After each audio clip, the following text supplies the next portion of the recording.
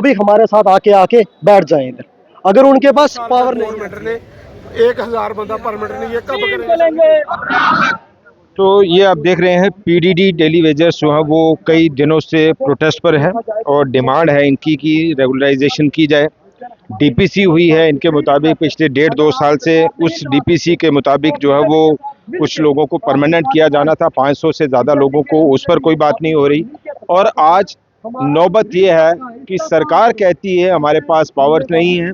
Daily wagers का मुद्दा काफ़ी समय से है और इनमें से कई सारे लोग जो ऐसे भी हैं कि जिनकी सर्विस 2 महीने रह गई है, 3 महीने रह गई है, या कई लोग जो है वो ऐसे भी हैं कि जिन लोगों की कुछ दिन के लिए जो सर्विस है वो रह गई है। हर साल ये लोग ऐसे ऐसे हादसों का शिकार होते हैं, कई लोगों की जान चली जाती है, कई लोग अंगहीन हो जाते हैं, लेकिन उनकी भी कोई सुनवाई नहीं, इंश्योरेंस कवर कोई इनको नहीं है। ये इन तमाम मुद्दों को लेकर पिछले कई सालों से प्रोटेस्ट करते रहे हैं। चुनावी मुद्दे भी बने कि डेली वेजेस को रेगुलराइज किया जाएगा। कई राजनीतिक दलों के दफ्तरों के बाहर इनके धरने भी हुए, प्रदर्शन भी हुए, लेकिन आज चुनाव हो गए, नई सरकार बन गई, लेकिन अब इनकी सुनवाई और सुध लेने वाला कोई नहीं।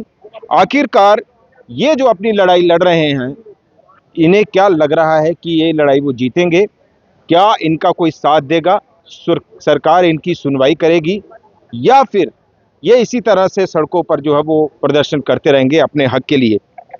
बातचीत करेंगे हम यहाँ कुछ लोगों के साथ। अखिलेश जी, क्या लग रहा है कि वायदे जो किए गए थे चुनाव से पहले, अब कोई आया यहाँ आपसे बात करने, आपकी सुध लेने, हाल जानने के लिए? सर, जब वोट लेने थे तब हमारे पास बड़े नेता थे, तब ये कहते थे कि हमें वोट दो, आप जब हमारी सरकार आएगी हम आपको पक्का करेंगे। हमने उस टाइम पूरे तन मन धन से जोर लगाया और वोट भी दिए, भरपूर वोट दिए, और हमने 29 विधायक भी यहाँ से जम्मू से बनाए थे। लेकिन उस टाइम भी कुछ नहीं हुआ हमारा। सरकारें आती हैं आपके सामने, सरकारें चली जाती हैं, लेकिन डेली वेजर वहाँ का वहाँ ही है। आज डेली वेजर इस सरकार पर आ गया है, ना करो ना मरो की स्थिति में। आप किसी के 5 साल रह गए, किसी के 10 साल रह गए, किसी के 15 साल रह गए। कुछ ऐसे भी हैं जो बेचारे ऐसे रिटायर हो, महीने हैं ऐसे कुछ 6 महीने 6 दिन। यहाँ भी साथी है 6 दिन रह गए उसके, एक साथी है उसके 3 दिन रह गए। ऐसे भी साथी हैं वो ऐसे ही रिटायर हो गए, ऐसे ही चले गए। बहुत सारे साथी ऐसे हैं जो मर गए, इसी लिस्ट में थे, लेकिन वो भी बेचारे एक्सपायर हो गए। अभी हाल ही में थोड़े दिन पहले हमारे डीपीसी वाली कितने लोगों की लिस्ट थी? जो डीपीसी कितना नंबर था? जो डीपीसी थी 557, उसमें से 4-5 तो मर गए हैं, 6-7 तो रिटायर हो गए हैं उसमें ही। अभी तक कोई उनका कुछ नहीं है। फिर हमने इनसे बातचीत की 10-11 तारीख को, हमने एक एजिटेशन इसी जगह पे की। तब इन्होंने हमें कहा कि आप हमें 10 दिन का टाइम दो। हमने 15 दिन का टाइम दिया। 15 दिन का टाइम भी पूरा 25 तारीख को हो गया। 26 तारीख से हम यहाँ 72 घंटे की स्ट्राइक पे बैठे हैं। अभी भी हमें कह रहे हैं कि हमें टाइम दो। हम ये सोच रहे हैं कितनी बार टाइम दें, क्या करें। अब टाइम दे दे के हम थक चुके हैं। छोटा सा था, डीपीसी हुई थी ऑर्डर क्लिक करने में। आजकल आपको पता ईमेल से सारा कुछ हो जाता है, ऑनलाइन सारा सिस्टम है। वहाँ से फाइल मंगवानी थी, ज्वाइनिंग डलवानी थी, बड़ी बात तो थी नहीं। इन्होंने वो भी कराई। पिछले 3 सालों से एक एज ऑफ रिलैक्सेशन की फाइल जो सेक्टर के चक्कर काट रही है, बल्कि 3 साल हो गया। 3 साल पहले उन्होंने परमानेंट होना था, आज तक वो कभी सीएम के पास, कभी एलजी के पास। कई लोग इसमें ओवर एज हो रहे हैं। यहाँ थोड़े कुछ लोग हैं जो जिनका अभी टाइम बड़ा कम रह गया है सर्विस का, तो उनसे हम थोड़ा बात करेंगे। तो ये भाई साहब है, बड़ी कम सर्विस इनकी रह गई है। कितनी सर्विस रही? 2 महीने रह गए टोटल। 2 महीने। कितनी देर हुई लगे थे? तो मुझे हो गए 20 साल। 20 साल। किया रेगुलर मिलती सैलरी, वो भी नहीं मिलती है? कभी मिल रही है, कभी नहीं मिल रही है। तो किया गुजारा कर दे, किया सिस्टम ऐसे। अब ये 2 महीने रह गए हैं, सिर्फ 2 महीने दी या तनख्वाह मिलनी है, या पिछला बेनिफिट मिलना सारा? पिछला को कोई बेनिफिट नहीं मिला। हाँ। हाँ। थोड़ी मेरे 3 महीने रही। 3 महीने रही है। 28 में जावा साहब। अच्छा, डीपीसी वाला ऑर्डर है थोड़ा? हाँ जी, हाँ जी। ते वो नहीं होया 1.5-2 साल का कोई ਉਹਦੇ 2022 ਹੋਇਆ 17 ਜੂਨ ਦੀ। अच्छा। ਉਦੋਂ ਆਖਿਆ ਅਨਪੜ੍ਹ ਪਾਇਆ ਹਾਂ, ਅਗਲੇ ਤੁੰਦਾ महीने बाद आना। हाँ। नहीं आया। कुछ एज ऑफ रिलैक्सेशन च पाए थे? एज ऑफ रिलैक्सेशन में सर। हाँ। और इनका वो बोला था 1 महीने के अंदर अंदर ऑर्डर हो जाएगा। ये इलिटरेट है, तो अभी इनको 4 साल 5 साल से कुछ नहीं हुआ। अभी फाइल उधर ही अटकी है सेक्रेटरी में। अच्छा हाँ जी हाँ जी ये ऑर्डर कब हुआ था? किन देर? 1.5 साल 2022 17 जून का 18 जून। इस तरह के जो केसेस थोड़ा के ना है? मेरा रह गया 3 दिन। 3 दिन रह गया आपका? 3 दिन में क्या ले देगी क्या सरकार बनाएंगे? आपको? 3 दिन की सैलरी या डेली वेजर वाली या दूसरी ले लो। हैं? कोई भी ले लेंगे, क्या करना, गवर्नमेंट की मर्जी है। हाँ, कितनी देर सर्विस, कितनी देर की? मुझे 50 साल हो गया। 50 साल? हाँ तो कैसे आपने सिस्टम चलाया घर का गुजारा? कुछ और करते हैं आप? हाँ, और भी काम करता हूँ, ऊपर का काम। तो ये देख लीजिए, यहाँ ह्यूमन राइट्स वाले नहीं बोलेंगे, यहाँ पॉलिटिकल पार्टियों वाले यहाँ आकर इनसे बात नहीं करेंगे। कुछ सभा के लोग भी हैं, सभाओं के नेता भी हैं, वो रोज बड़े बड़े जो पॉलिटिकल इशू होते हैं उस पर पुल भी बंद करेंगे, धरने भी करेंगे, प्रदर्शन भी करेंगे, लेकिन जो कॉमन मासेस, जो आम लोगों के मुद्दे हैं उस पर बात नहीं होगी, क्योंकि उस पर सियासत नहीं हो सकती।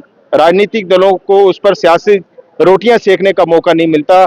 ये 3 दिन की सर्विस रह गई है इनकी 3 महीने की रह गई है, 2 महीने की, और एक सज्जन थे वो 3 महीने की सर्विस रह गई। तो इस तरह से जम्मू कश्मीर में जो मिनिमम वेजेस एक्ट है वो भी लागू नहीं है। और चाहे आप केंद्र सरकार की बात करें या जम्मू कश्मीर की जो चुनी हुई सरकार है उसकी बात करें, बड़े बड़े दावे, बड़े बड़े ढोल नगाड़े पीटे जाते हैं कि जम्मू कश्मीर अब बदल गया। जम्मू कश्मीर में अब वो सारे कानून लागू हैं जो देश भर में लागू हैं, लेकिन आज तक जम्मू कश्मीर में मिनिमम वेजेस एक्ट जो है वो लागू नहीं हो पाया।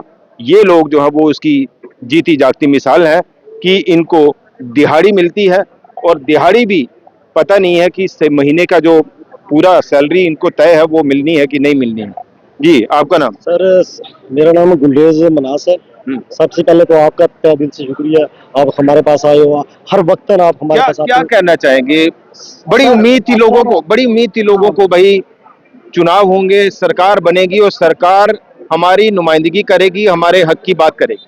पहले हमारे उमर साहब इतनी, क्योंकि 2014 में जो डीबीसी नहीं 2013 में जो डीबीसी हुई थी वो करवाई थी उमर साहब ने। उमर साहब की उनको तो बड़ा अच्छे से पता होगा पूरा सर, केस, अब- मामला, अब- हिस्ट्री अब क्या सर सुनो ना, उमर साहब ने जो 2014 में डीबीसी थी उन्होंने वो करवाई थी। हमने इसलिए हमारा जितना भी कैजुअल लेबर है और हमारे जितने भी लोग हैं उन्होंने उमर साहब को वोट दिए हैं। उन्होंने उमर साहब को वोट दिए, उनको जिताया ताकि ये हमारे हक के बारे में सोचे। लेकिन फिर उनका मैंने एक देखा वीडियो, हर आदमी ने देखा, आपने भी देखा हो, उनका हमने वीडियो देखा, उसमें क्या था कि उमर साहब ने बोला कि मेरे पास पावर ही नहीं है। अगर आपके पास पावर नहीं है तो हमारा पावर डिपार्टमेंट भी उन्हीं के पास है। सर, हाँ, ये हमें भी क्लियर है। अगर अगर उनके पास पावर नहीं है, हमारा खून का कतरा कतरा लगेगा उनके लिए, वो भी हमारे साथ आके आके बैठ जाए इधर। अगर उनके पास पावर नहीं है, ये सिर्फ क्या होते हैं, जुमले होते हैं, जुमले होते हैं, जो जुमले कहने के होते हैं। तो जो हमारी बीजेपी सरकार है, इसने क्या किया, इसने अभी तक क्या किया, मुझे ये बताओ चीज। चलो वो अभी आए, लेकिन यहाँ पे असल में ये अपनी रोटियां सेक रहे हैं। बीजेपी अलग से सेक रही है, उमर साहब अलग से सेक रहे हैं। और जम्मू कश्मीर एक था, अभी तो जम्मू कश्मीर एक था, एक हमारा क्या था, एक था, इसको तोड़ के पार्ट किए गए। पार्ट करने के बाद ले में मिनिमम वेजेस एक्ट को क्या किया, लागू किया। वहाँ लागू हो गया, यहाँ नहीं है। क्या ये भी बड़ी दिलचस्प बात है। मैक्सिमम चीजें जो है वो ले में लागू हो जाती हैं, जम्मू कश्मीर में लागू नहीं होती।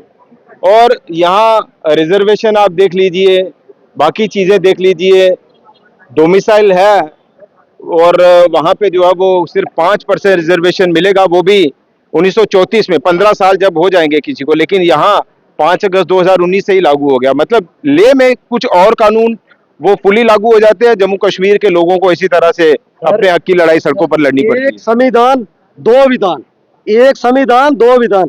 अगर हमारे गवर्नर साहब अगर चाहते, उस वक्त जब ये पावर में थे, उस वक्त इन्होंने क्या करना था, हमारे जितने भी आदमी थे इनके हाथ में था। ये हमारा क्या है, टेलीविजन है, ये अगर चाहते एक रात में हमारा काम हो सकता है। चुनाव तक चुनावी मुद्दा था, चुनाव हो गए, ये सिर्फ इन्होंने जुमले, अब हमने मरना है इधर, हम ऐसे उठेंगे नहीं, चलिए या हम मरेंगे। ये सारी चीजें जो है वो यहाँ, ये काफी बड़ी तादाद में जो लोग हैं, आप देख रहे हैं कि बड़ी गर्मी है, उमस है, लेकिन ये अपना पेट पालने के लिए, अपने घर परिवार बच्चों का पेट पालने के लिए और अपने हक की लड़ाई जो है वो लड़ रहे हैं। और मैं दोबारा से कहूंगा कि कोई राजनेता, कोई राजनीतिक दल, कोई एनजीओज, कोई ह्यूमन राइट्स वाले और कोई जो बड़ी बड़ी सभाओं कि सो कॉल जो नेता है वो इन तक नहीं आएंगे, इनके हक की बात नहीं करेंगे, इनके हक की लड़ाई के लिए यहाँ इनके साथ खड़े नहीं होंगे, क्योंकि इसमें सियासत नहीं है, ये एक ह्यूमन इशू है और इस पर पॉलिटिकल रोटियां सेकने की कोई गुंजाइश नहीं है, इसलिए यहाँ कोई नहीं आएगा।